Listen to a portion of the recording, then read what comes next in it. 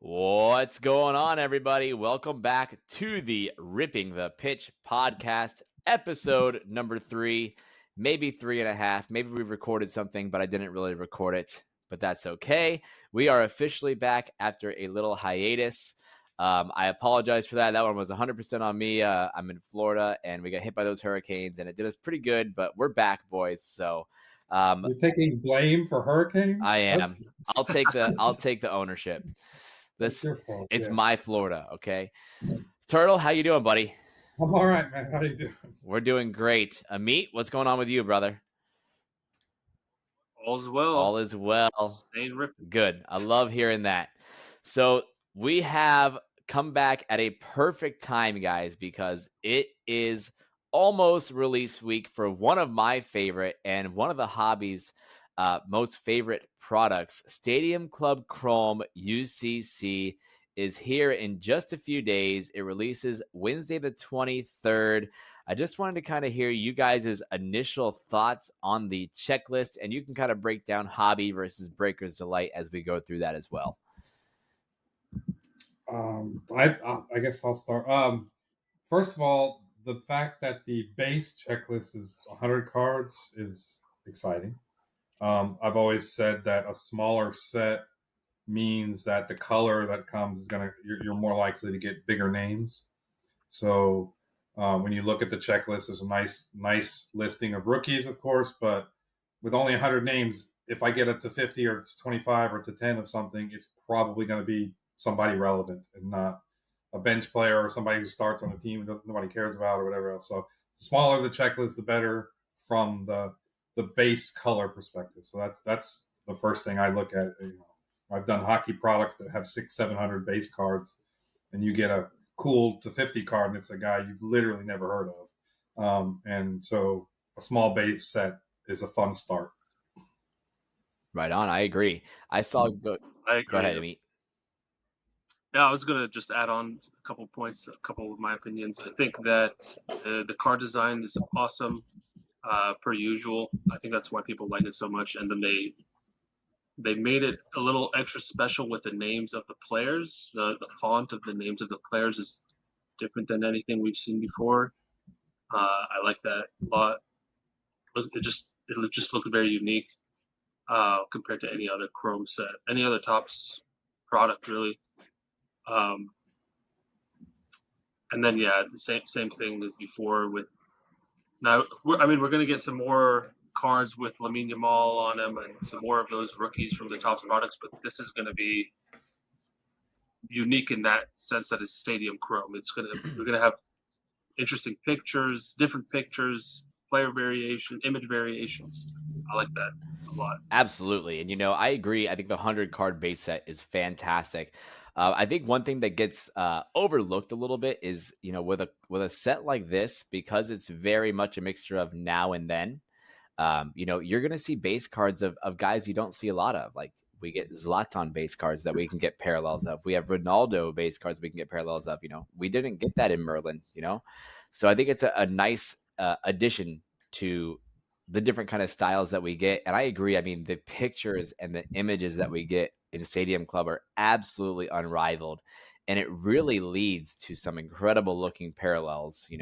Some of the ones that stick out aren't always even like the highest or the lowest numbered, I should say. Like for me, like one of my favorite parallels, just looking over different images, is that green. Like the green really pops on that card, and we'll see what it's like on Wednesday when we rip it. But I mean, there's going to be some incredible polls. And to go on top of that, kind of backing what Turtle was saying about the base set, the highest parallel we're getting that I saw in the checklist was out of 299. Well, Merlin was out of 399, and I believe it was two different types of out of 399 if I'm correct. So I mean, it's got to be a very different print run. Now at the same time, a second SKU with the Breaker's Delight, which we'll get into, it's going to have different parallels, but it's still going to be not as high of numbers. So it seems like the print run is probably going to be a little bit smaller than Merlin, which I think is good for this specific product. Now, with the hobby, we're going to be getting one auto, and I believe 3 to 4 numbered parallels. Breaker's Delights, we're getting double the autos. We're getting 2 autos in Breaker's Delight. So when you guys were going through the checklist and seeing it, what really stuck out to you auto-wise for the Breaker's Delight? Auto-wise. The fact that they continued this nice veteran style. There's a few veterans that are in there, legends, I guess. Really, I like seeing that. I'm an old man, so I like seeing the guys that I watched as a kid, being in product and still signing and stuff. So to me, it was the Ronaldinhos and the Zlatans and guys like that are still signing. So. Yeah, and I think I remember seeing in the autos for Breakers Delight, there's like the Delight exclusive autos with a pretty nice checklist, and it's like a case hit, classic kits The classic autos. kits. That's what I was gonna say. Yep. Yeah, that's gonna be awesome. Chasing that case hit with a crazy checklist, Messi, CR7. Oh yeah. And then another thing that I forgot to add, I don't know if this is the Delight exclusive, but they added the seat relic, which I think is awesome. Yeah. Stadium, you're getting a piece of the stadium. That's what this set is all about. It's about the stadium, stadium club. So I don't know how rare those are going to be, but there's a piece of a seat in some of these cards with an auto on them. They've got to be crazy thick cards, though, right? With a seat in them, you would think. Now they do have patch autos as well. Stadium Spirit autograph relic cards. I don't know if those are actually the stadium piece or if they're going to be patches. But it is kind of insane that we are getting all these different editions. I think it's an amazing timing. I think the stadium thing is unreal. Some of the things that are back in this that have been in other sets that have been in Stadium Club before, we are getting Marks of Excellence back with on-card autos. Again, there is Lamine Yamal and Jude Bellingham, which we've also seen in the other previous sets, like we've seen in Merlin, we've seen it in Museum. But one thing that's coming back that people love is Beam Team. I love the Beam Team image. It's that sort of vintage feel because it was from the old Stadium Club sets, right? So I know people go crazy over it, and the checklist is pretty decent auto-wise. It's Harry Kane, Alvarez, Bellingham, Yamal, and Leao. It does kind of feel, though, like we are just getting Bellingham and Yamal as much and everywhere that we can. So do we think they are kind of being overdone within this set specifically? I noticed the Lamine checklist was robust, I guess would be a good word for it. He's got a lot of cards in this. Yeah.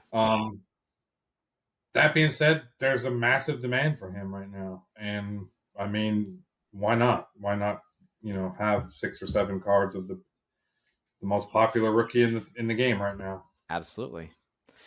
I agree, and it's a point that we've talked about a little bit before. I think, I've heard people say over and over, we're overprinting the Lamines, and it's one of those things. It's like, well, yes and no, because I think at the end of the day, I think Topps and whatever other companies, they want the hobby to grow. I think the rest of us want the hobby to grow, so there's more people to interact with. And the only way to do that is to readily have available the things that people are going to want. And one of the most talked about people in footy right now and in the hobby is Lamine Yamal. And so I think there is a fine line of yes, overprinting, and no, not overprinting. But it's like I've said, people don't complain about there being too many Victor Wembanyama cards in the NBA, and he's a huge rookie, right? They're not saying that those are being overprinted. So we're saying it because we aren't used to that kind of volume in soccer over the past couple of years, but I think it is growing more and more and more. And I think it's going to be a good thing in the long run, even though right now it feels like over and over we keep getting more and more Lamine. The difference is, like, once we get to that point, once his rookie year is over, let's say, and everything is out that's going to be out, it's okay if a base rookie auto is $150 or $200, right? If you want to get it to 5 or to 10 and pay $1,000, $1,500, $2,000 for a really rare collectible, then that's fine. You can do that, right? Mm-hmm. But for other folks who just want to have one, and it's $200, it makes it reasonable. But by the time that whole population is out there in the market, so there's nothing wrong with that. Yeah, I agree. And I just want to add that these are all the normal sets that have been coming out every year. It's not like they're making new sets for Lamine Yamal to have extra cards. Right. So it's like most of the rookies that are in Topps and Panini, they're having the same amount of cards year in, year out. So I don't think it's anything special, and I think it's great because you can see that how popular it is by the demand keeping up with this absurd supply. Mm-hmm. Absolutely. Now to finish off with the Breakers Delight SKU here, they do have members only image variation autos. Those are going to be sweet. Some nice names to go after. Yamal again. Barcola is a part of that lineup as far as rookies. Pavlovich is a rookie. Holm, Micah Hamilton, and Leo Sauer. I think I'm saying his name wrong every time. And then the other thing that's coming in this, and we know about it, but we don't really know about it unless you guys have more insight than I do, is the 32 and 32 short prints. And so if you look at the normal checklist, there's 20 teams, I believe. Correct me if I'm wrong, guys. But there's in this 32 and 32, there's 32 teams. So they add 12 extra teams that just have this short print parallel.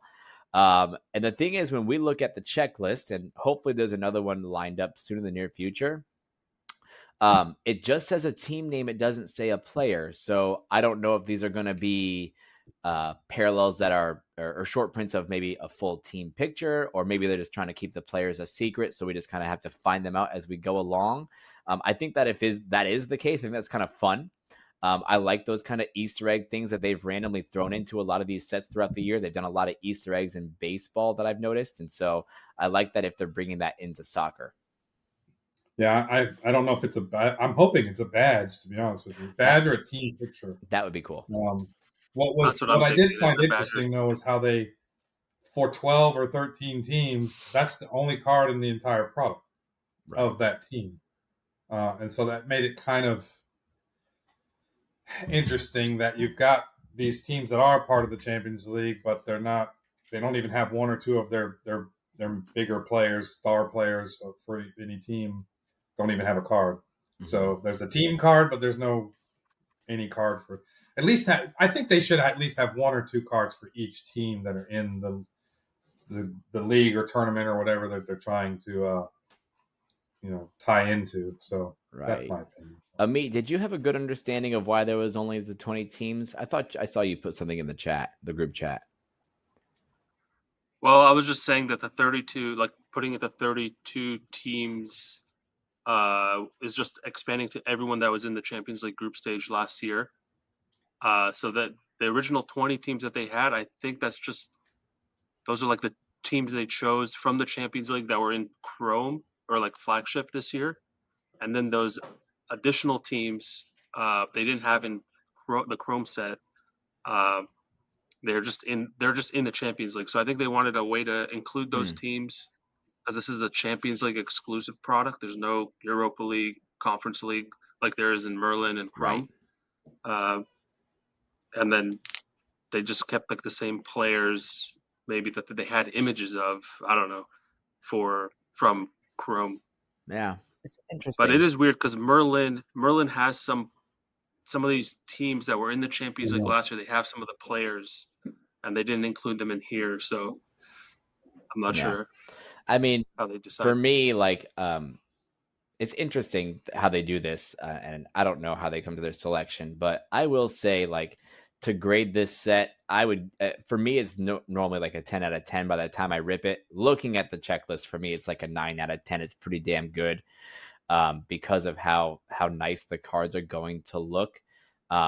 Some just last few notes on it. There is another Grail to chase for those that are trying to complete the Ronaldo Grail set.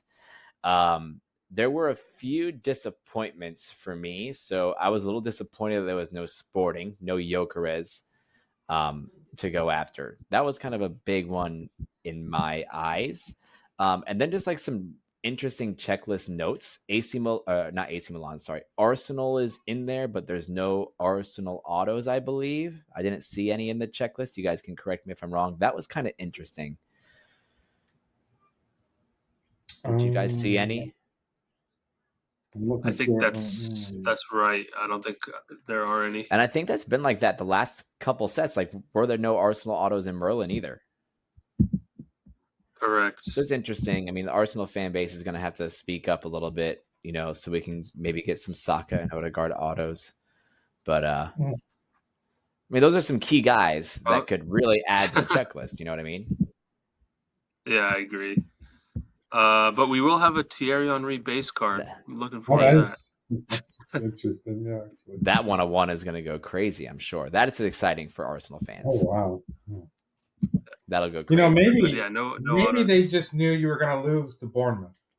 And they're like, we don't want to put him in there for this. How does that feel, buddy? That was a rough game to watch. That was a rough one. And we don't have Saliba for the Liverpool game now. So oh man, not looking good. There goes the classic Arsenal joke. All right, guys. Any other thoughts on Stadium Club before we move on? No, just hoping to have some fun with it. Yeah, stoked. We're definitely going to be having some fun with it. I know I'll be live on release day on Fanatics with it. I think our first hobby case already sold out. Turtle's going to be live on it with Whatnot on the Wednesday. Are you going to be live on release day or are you on the weekend? I'm going to be the following week. So just like Merlin, I'm out of town during release. That's okay. The next week we'll be ready to go. But all of us on the Vita Network, I know Vita himself, Cheeky will have some Breakers Delight cases going. So we'll have hobby, Breakers Delight, everything, boys. So check out Whatnot and Fanatics. I just wanted to touch base with you guys because I know I've been not clued in as much because there's been a lot of real life going on the last couple of weeks. Has there been any really good matches that we have missed and we need to talk about that could affect the market?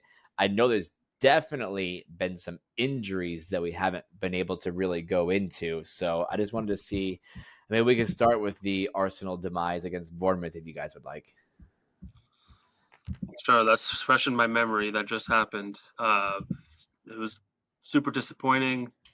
And like you said, there's an injury. We didn't have Saka. Got some sort of injury during the international break, of course. Yeah, I guess there was an international break, which happened over the last week and a half. A bunch of players played some more games for their countries. Pointless games. Some games mattered, but I mean, it mattered. I was going to talk about Ronaldo scoring again, even though it was off of a rebound post. But do we really care about Nations League? In the Nations League, yeah. Do we? Yeah, no, Nations League doesn't matter. Yeah, it does. It's just a friendly. It matters. It's a friendly competition. It's not friendly. Why does it matter? Because it's the only thing I have right now. Right, but if we didn't have it, then we would just have a regular continuation of our club seasons. Right, and I'm an international fan, so it matters. I prefer the international game, right? Give me more international games than club games. So that's my perspective. Why it matters is I enjoy the country, not the club. So that's why. Now, I would have World Cup qualifying, I guess. I had some of that for South America. That was interesting. Yeah, that means something. Yeah, but I mean, why people didn't think the Champions League meant anything when it started. People didn't think, I mean, this could end up being an important tournament. Now, it is what we've talked about before. Maybe it's causing too many games, and I don't like that for the players and for the health of the players and everything. And I know it's about the money and everything, but I mean, we're 2 years away from a World Cup and other tournaments that matter. So I'll take some international matches when I can get them. I mean, absolutely. I can understand that if you're an international only fan. At the same time, the injuries thing is getting a bit out of hand, in my opinion. No, they have touched our Lord and Savior Lamine Yamal just a little bit. He's got a little hamstring tweak. And again, it was good that Spain actually caught it and they made him step out, which is amazing. I think that's but that's not what most countries are doing, and that's not what most players are going to do. If you're given the choice to represent your country, you're going to. But again, you don't get that actual. You're good You just prove that the games matter. because it matters to the players. Absolutely, Yes, 100%. absolutely. I hear you. They want to I play hear in those you. games, right? But at the same time, I don't know how much of these teams' doctors and the actual team's outlooks are looking out for the best interests of the players. Oh, I Players agree. Yeah, no, they're never used to conflicting play interests. 3-4 games a week. They're conflicting interests. I mean, Absolutely. the countries and the clubs have totally different interests on the same player. Hmm. So they absolutely are going to be conflicting. I agree with that. Now, Yeah. Champions League doesn't help that though. I mean, this new format of Champions League is interesting. I mean, the first round being what it is with this super group or whatever. I mean, that's a club, addition of games. So Hmm. it's everywhere. It's everything combined. It's really overboard. Absolutely.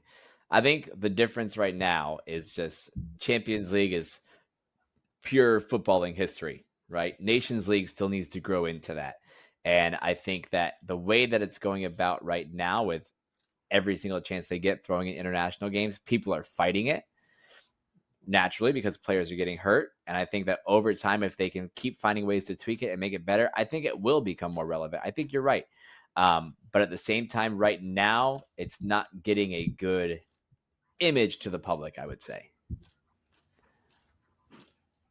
I think Nations League is not going to gain any sort of reputation. This is just friendlies in disguise. These games used to be friendlies, and then the whatever UEFA decide like was like these friendlies aren't taken seriously enough. Like nobody cares about them. Most of the players won't report to the team. So let's make it slightly more competitive. It's friendlies in like a league format. Uh, I don't think it's gonna hold any weight. Like nobody's gonna care if you're in Division One, Division Two, whatever. Like if you win, it's not really gonna be part of anyone's legacy. I disagree for one reason. The new format for the World Cup is going to make winning games and doing well in all games, including friendlies, but friendlies have such a small score in the FIFA rankings thing. But the new format of such small groups in the World Cup is really going to put an emphasis on you finishing in the top. I guess is it 16 teams. So the first 16 seed host countries, however many there are, plus 1 through let's say 13. Next World Cup, for example, there's 3 host countries, and then the top 13 will all be the first seeds in a group. It is a huge difference to be in a different group of balls that they're selecting from. If you're in the top in those top 16, if you're in the next 16, and then if you're in the next 16. Mm-hmm. Imagine having to play Brazil in the first round to qualify for the elimination round, as opposed to being 1 or 2 spots above and guaranteeing not having to face one of the top 10 teams in the world. So that ranking, that I know people don't like it, but the FIFA ranking, how it ties into the balls, the randomization for the first, second, and third teams of the group stage of the World Cup is going to end up being a big deal. You don't want to be that 17th country and have to play Argentina in the first, in your group. Right. I hear it. I still wonder if there's a way, like I had thrown this out a few weeks ago. I don't hate the idea of, if you keep the Nations League around, making it like an under 23 tournament or an under 19 tournament, so that all these, these veterans that want to come out, like, okay, like you had mentioned, I think it's great that Ronaldo scored again. That's awesome. And his body is a little bit different. He's taking care of it a little bit differently than a lot of these professionals. But at the same time, like, how long do these guys like a Ronaldo, like a Modric, need to keep throwing themselves out there for these extra things? You know what I mean? Those things take a toll over time. And now for these youngsters, it's happening even more because those guys didn't even have that much going on all at the same time. So it's something that it's going to have to keep playing out over the next couple of years. And it is definitely going to keep evolving. whether in a positive or negative, that's still to be decided. So, Amit, any other thoughts?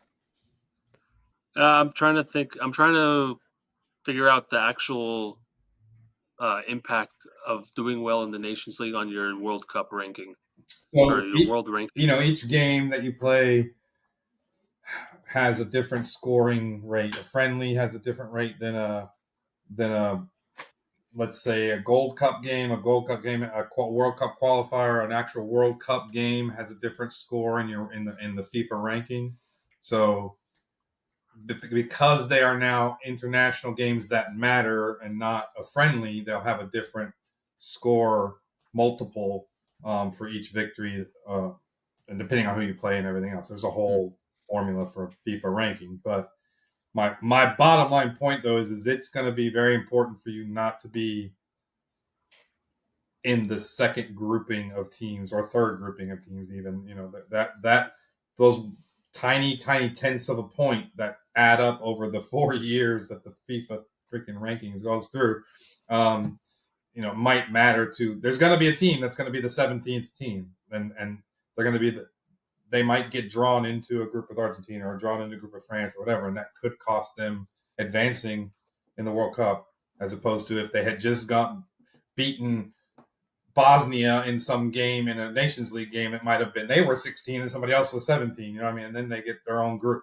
basically, or they're the first team of that group. So that's I can just see those people are going to start realizing, oh my goodness, every game matters for that. If you're one of the top 3 or 5 or 6 teams, it doesn't. I mean, you're fine. You know what I mean? Mm-hmm. But if you're in that 10 to 20 range, you don't want to drop down. And if you are in the 17, 18, that you want to move, if you any way you can move up one spot to get one of those guaranteed first spots in the drawing, I think will be for the World Cup will be very important. So. It's interesting. We'll just have to see how it plays out for sure, but it's going to be an interesting couple of years. All right, so I know Turtle wanted to talk about a fun product that he's been ripping lately, and I know Amit, you've ripped a lot of it too, but you guys can kind of talk about it. Some people probably know about it, some people don't know about it. Select La Liga, that's right. That came out, Select La Liga came out probably like 5 months ago now in May, but this is the international version that you guys have been ripping, correct? It is. Don't call it T-Mall. Yeah, don't call it T-Mall. It's not T-Mall anymore. International. So let us know, what have you been seeing and what do you think is good and what's been bad about it? So it's what I like about it is they took out most of the patches that weren't affiliated in the first place. So they weren't great. Like Futera has great patches, but and we'll talk about that in a second. But they took out some of the bad. They took out some other autos, but they added the gold waves to 10 and these peacocks that are just gorgeous. They did a great job with the peacocks this year. They really pop, unlike a couple of years ago where you couldn't even you couldn't even tell there were peacock feathers in the background kind of thing. These things are just beautiful cards. Mm-hmm. So the fact that the price it's a little bit lower price drop from the regular Select Hobby. It's got these specific the red waves to 65, the tie-dyes, the gold waves, the peacocks. It's got autos. I just feel like it's like the sweet spot for this really nice product. Select is a nice product. And it's just a perfect sweet spot that gives you, from the 2 cases that we've opened, it gives you a lot of good low. Every numbered card's under 65. I mean, that's just, wow. And there's somewhere around 35 to 45 per case. It's just it really hits hard. It hits really well. So. I'd love to see some of this in the actual FIFA, not just in La Liga. Mm-hmm. Have they? Yeah, I agree. It's a great configuration, a great cheaper alternative configuration in between a blaster and a hobby box. Yeah, you're gonna get an auto. You're gonna get some low numbered cards, and you have a chance at a really low numbered card and case hits and peacock. So the case hits are in there. Oh yeah. The case hits on stained glass, artistic impressions, visionary badges. They're all in there. That's awesome because I remember. I mean, don't call it T-Mall, but I think Obsidian has always been one of the like most popular T-Mall or international variations that people get excited about. Mhm. But from my recalling, I never remember seeing case hits in those. So I'm glad that with this one, they have included them. I think that's a big deal actually, because they are a whole lot cheaper than a hobby box and you still get great value out of it, correct? I don't know what rate they are, though, to be honest with you. I had one case that had a stained glass, and then I had another case that had an artistic, a president, visionary, and a badge. So I don't Right. know how they're. I suppose there could be cases with none and cases with 4 as well. But I that's don't know. how hobby was too. I mean, hobby was you get Probably you one got of each. 3. You just didn't know Yeah. which 3 you were getting, Well, right? that's the thing, right? So is it still a case hit? Sure, it is because in some other cases there's none of that, right? As long as the rate of them or the production run was 1 per case, then it's a case hit, But right? sometimes you would get like I would get 2 artistic impressions in a case. Right, So but you that's wouldn't get a stained glass, or you know. sure. But at the So same the rate time, overall is going to be, and somebody else had 2 stained glasses in their case, right. right? And no artistic impression. So But it's still I think it's it's still a great. case hit, but it's not a guaranteed one of these in every case. Right. I hear you. I do think it's amazing that they included that into this It's product. It was yeah, really, it's really the good. cherry on top, really. And that one specifically, obviously, you've got the big Lamine Yamal chase, which is amazing, but there's still other players that have really good value. I know the one thing that people kind of poo-pooed on this year's Select La Liga is last year, and I'm talking hobby specifically, just because I haven't ripped the international yet, like you guys have, even though it's probably the same checklist. Last year, there was a lot more of the legend autos coming out. There was Messi autos in there. There was Mhm. Ronaldo autos in there. A lot of those guys got excluded in this year's. So, what have people been saying? Are there specific spots that people like more than others, and what are people looking for? The spots that people, I mean, the obvious spots of again Lamal and Barcelona and Real Madrid, but Girona is a good spot in this product. There's Alaves spot is a good spot in this product for some rookie chases, and I'm missing one more. There's one with 2 rookies. I'm drawing a blank right now, but there's 3 or 4 other teams that have 1 to 2 rookies each that are chasers this year. Yeah, Alaves is a big one that usually gets snapped up pretty fast. And I do have to say, I'm gonna shout out the rookie there, Yeah, Amradian, because he's going off in Portugal right now. He's like, you know, rivaling Gyökeres on how good of a striker can be in Portugal, and he's like only 20 years old. So, and he's Spanish. So imagine him and Lamine Yamal up front for Spain in the next World Cup. It could be deadly. yeah, dude, that could be awesome. So He's a great player. I've seen a little bit of his clips. He is a strong buy and hold for sure, in my opinion. Um, even though I know Turtle doesn't love the youngsters. I don't like goal scorers. It's not youngsters. Give me a young goalie on any day. I don't like anybody who puts the ball in the back of the net. That offends me. I love that. I love that thought process. All these guys behind me are That's right. That's none of these right. guys. Well, I was going to say none of these guys ever scored a goal, but probably 1 or 2 of them did. It's like Hey, one of there those has to weird, be. one of those weird headers at the end of a game kind of thing. That's right. Well, Tim these Howard guys, did it. Tim Howard had yeah, that one with the wind or whatever. yeah. He was playing for Everton, I think, right? That's right. Yeah, he smashed one. All right, I'll let these guys have their moment, talk about their fun product, and now I'm going to get on my soapbox, boys, and I'm going to talk about my favorite product right now. Something that came out a few weeks ago. Amit's laughing because I talked about this 3 weeks ago and I recorded it, but I didn't really record it, so we didn't get to post it. But guys, 2024 Futera Unique World Football came out a few weeks ago. Turtle got to see me rip some of it today. Look, I have strong feelings about Futera. I've been ripping Futera for probably the past 4 to 5 years doing breaks, and it is one of my top 3 favorite products, Futera Unique World Football, undoubtedly. They do everything that we have constantly asked Topps and Panini to do for the past couple of years, and they do it almost immaculately. People just have a hard time with it because it's unlicensed, but I'm telling you, when you look at those cards, you cannot even tell they are unlicensed. Turtle, I know you got to see some of it. Dude, today. What were your I thoughts on it? before your stream was over, I had already messaged the person who bought that case and Yeah. was trying to go after 2 or 3 cards, the Sepp Meyer to 10 gold frame and Hmm. the Santi Jimenez to 15. Like I was already trying to buy Hmm. some of those because they look just so gorgeous. They're low numbered. I mean, they fit exactly, in my collection what I Hmm. want. Um, so immediately, like seconds from being exposed to the elements, those cards were being bought and sold Yeah. on the secondary market. So that's how nice and how good that stuff is. I sent messages while you were streaming to try and buy some of them. So Right. Let me ask you this, just from watching, could you tell that the cards were unlicensed? I could when you showed that Santi Jimenez card, I noticed I didn't see the new Mexico chicken logo that I hate, right? And then, but it had a Mexico flag in the top left. And I was actually thought to myself, dude, I love that card because it doesn't have the Yeah. logo. Like, it just happens that I don't like the current Mexico logo. But no, you really couldn't. And I think a lot of unlicensed product is starting to do that.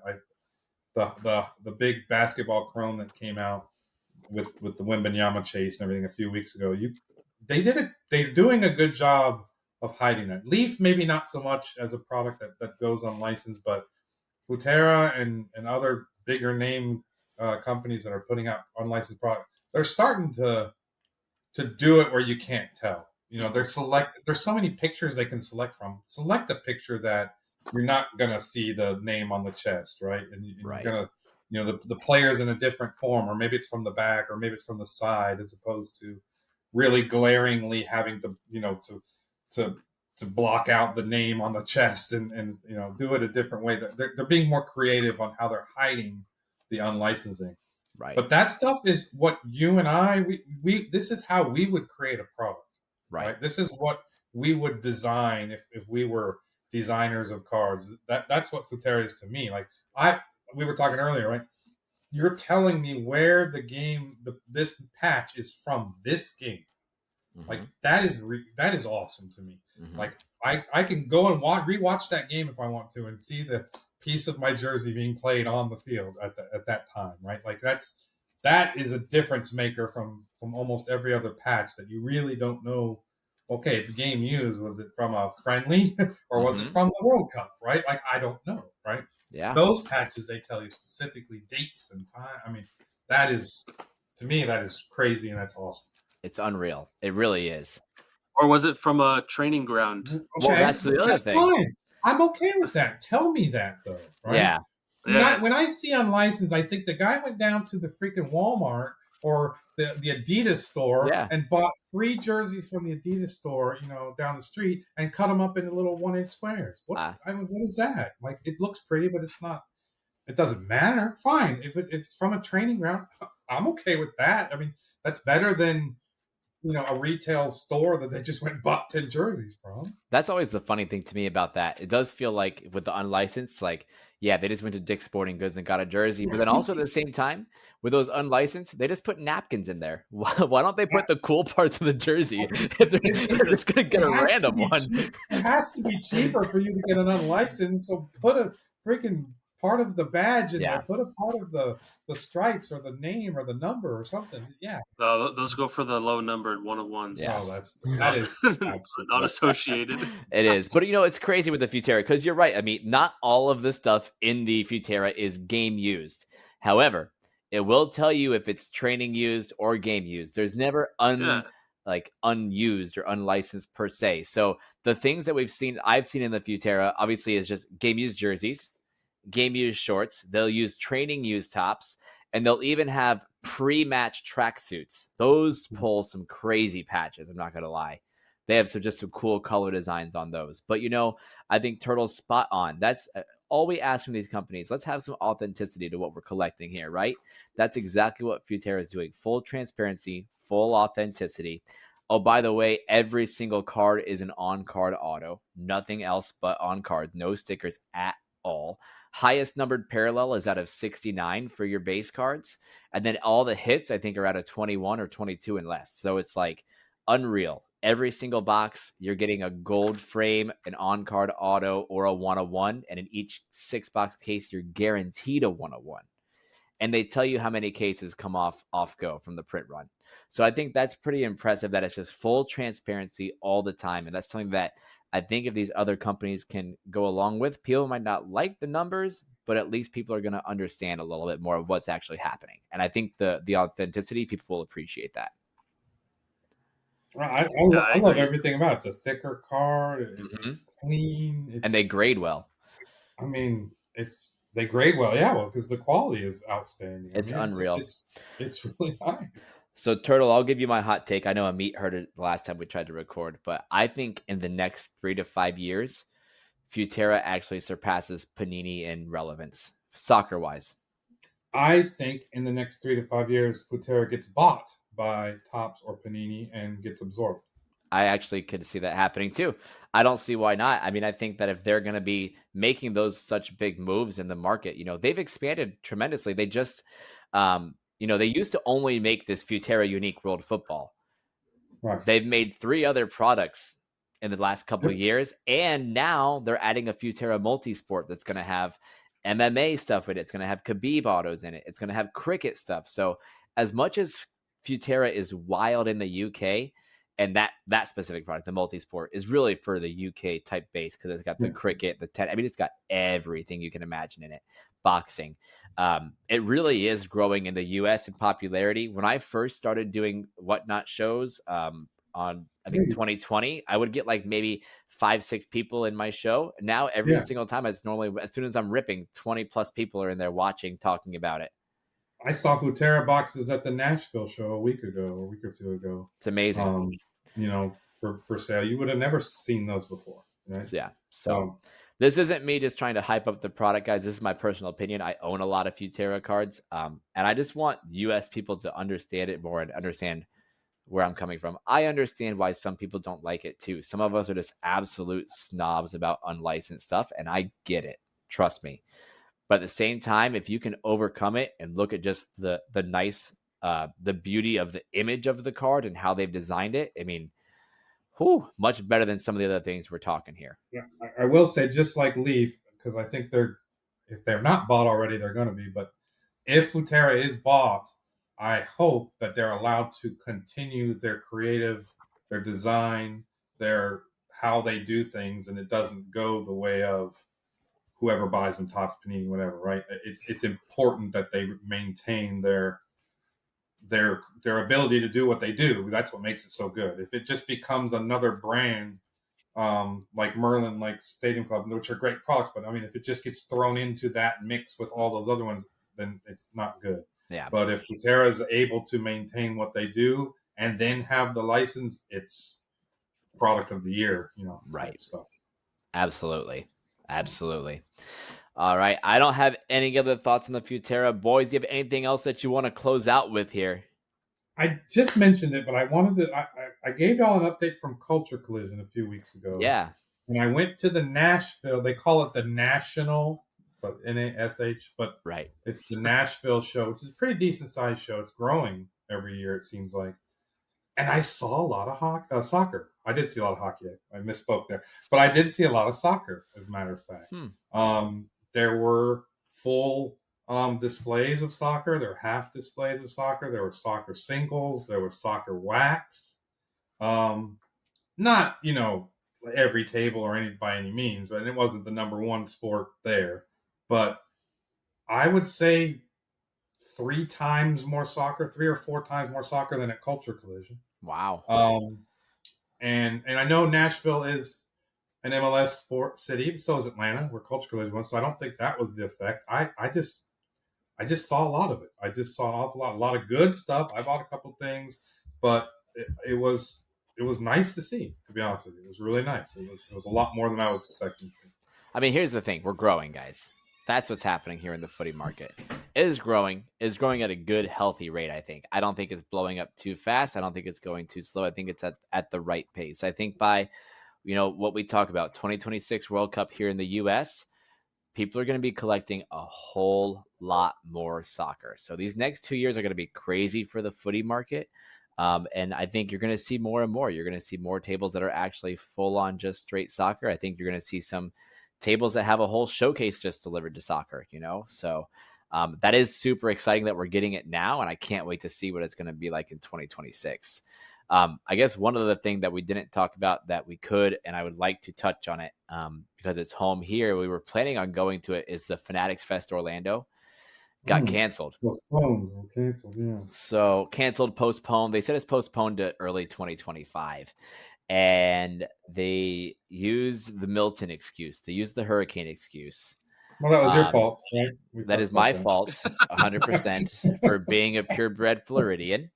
But I'm also calling BS on it, guys. I think that's more likely, yes. I think it's definitely an attendance issue, which, look, they planned it on the same weekend as Dallas Card Show. We all know Dallas Card Show is one of the biggest, if not the biggest, card show around.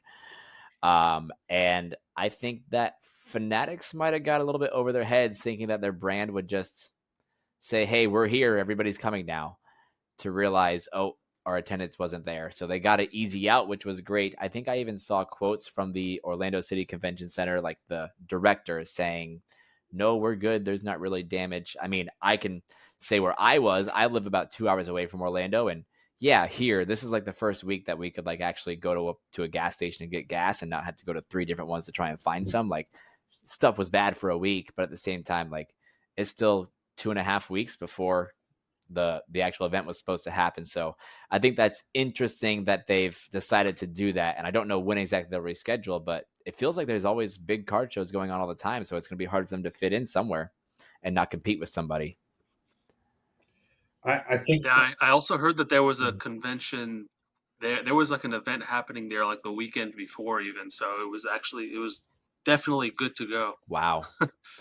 Yeah, I think that's their if they're worried about competition of other shows around the country, that's a sign that this is not working. You know what I'm saying? If you're Fanatics and you're wanting to put on a show of some kind, that right there you should be big enough. You know what I mean? That shouldn't be. You shouldn't give a shit whether Dallas is happening. You shouldn't care whether Culture Collision is happening. Maybe the National is the only thing you should care about, right? So if you're in that situation where you're worried about scheduling other shows other than 2 or 3, maybe it's Dallas, but other than 2 or 3 shows a year, that tells me the real kicker is something's not working for them for their show. I thought it was interesting though, because like the first Fanatics Fest New York, I mean, they threw all the marbles at it, right? They pulled out every big celebrity they could. They did all the marketing, and it looked like a fantastic time for the people that got to go. Yeah. Don't hear what I'm not saying, but then they come out. I heard a lot of people upset about that, though. Oh, really? The VIP, the cost of the VIP experience didn't match anywhere up to what it was. There was a lot of folks that, while you're right, they had Tom Brady ripping and blah, blah, blah. It was like, but the fan experience, the regular person experience wasn't that good. Right. What I heard. Now that's what I've heard. If they're getting that feedback, though, that's definitely something that's fixable, which is good for them. But at the same time, they announce this Orlando show, and they immediately say, oh, by the way, it's not going to be as big as Luxurious. It's more just a card show. It's like people got this image of what Fanatics Fest was going to be. And then you kind of downplay this one. Well, no wonder people aren't going to go and buy tickets. People want to be excited about it. I think they have to kind of decide, because what they did with New York City felt like a national type of feel. It was multi-day. It looked like this big whole thing for people to go to and almost like vacation in the card Disney world. You know what I mean? In the sports world, because you had so many other things. They kind of have to decide, are we doing a big national thing or are we doing just a bunch of random different things? Why Dallas works so well is because it's the same consistent thing every single time. Same with Burbank. They don't do these special extravagant once a year type of things. You know what I mean? And I think it's the same reason why you don't see the national do a bunch of different nationals. There's one national. So I think they kind of have to decide, are we doing a big once a year thing or are we going to do a few smaller individual things that we kind of spread out all these people and this hype that we had for this one event? I agree. Yeah, I think they should just keep it more simple. Maybe just do maybe 2 big shows a year or Yeah. something. I think it's also hard for people to to plan and travel, like especially from Europe or Asia. You have there's people who like bought tickets to come to the U.S. to go to these shows, and then it gets canceled. It's like very disappointing. Yeah. It wasn't. When was that one up in New York? It wasn't that long ago, was it? Like a month and a half. I think it was ago? August or Over September. the summer. Was it September? Yeah, I mean, August or September, one of the two. What are you doing? Like, you're only giving people 6 weeks in between. Like, that felt a little weird. I think it was like 3 or 4 weeks after the national, so it had to have been Right. August. Right. I mean, But I don't still, know.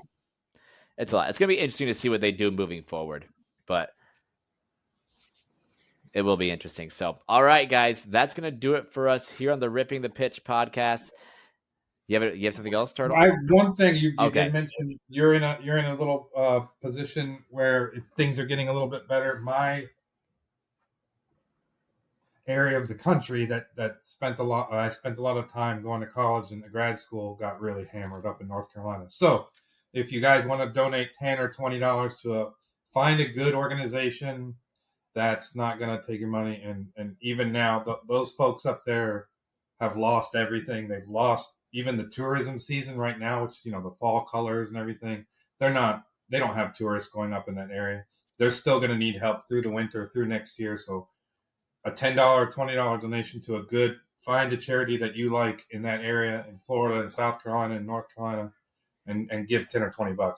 I've done it, and I just encourage everybody to keep doing that for the next month or two. People are going to need help for a while. So please. Yeah, I agree. I mean, I know I've seen a lot of it firsthand down here as well. It is a lot of pure devastation for people, and I'm very grateful that I was one of the lucky ones that avoided it. But I know so many people were not as fortunate, and so I agree. If you can find anything that you can try and go to support to help these people, because it does take a long time for these types of things to recover from. So I think that's important for us as a community. And if you know anybody in the community who needs help, obviously reach out to everybody, reach out to us, reach out to everybody, because we can all, whether we donate or whether we share some information on it, all of that stuff matters. So be a good human. That's for sure. All right, guys, that's it for the Ripping the Pitch podcast. Thanks so much for tuning in and watching us on episode number 3. Make sure you are on our Fanatics and Whatnots on Wednesday all day for Stadium Club release day. It's going to be a movie, guys. Hopefully we will see you there. And if not, we'll see you on the next episode. Peace out. Peace.